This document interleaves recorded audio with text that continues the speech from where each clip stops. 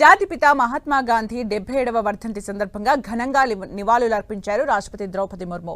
ప్రధాని నరేంద్ర మోదీ, ఉపరాష్ట్రపతి జగదీప్ ధన్కర్ ఢిల్లీలోని రాజ్ ఘాట్ కు సందర్శించి శ్రద్ధాంజలి ఘటించారు.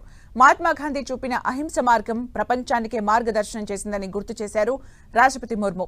గాంధీజీ సిద్ధాంతాలు, ఆదర్శాలు ఎంతో మందిని ప్రభావితం చేశాయన్నారు. బాపూజీ దేశానికి చేసిన సేవలను స్మరించుకున్నారు. తర్వాత సర్వమత ప్రార్థనల్లో పాల్గొన్నారు.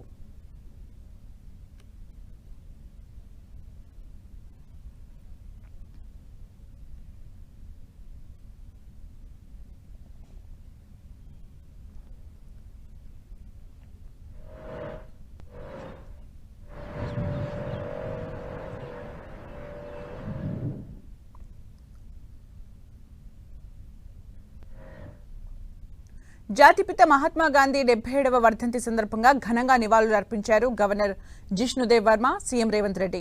హైదరాబాద్లోని బాపు ఘాట్ ను సందర్శించి శ్రద్ధాంజలి ఘటించారు.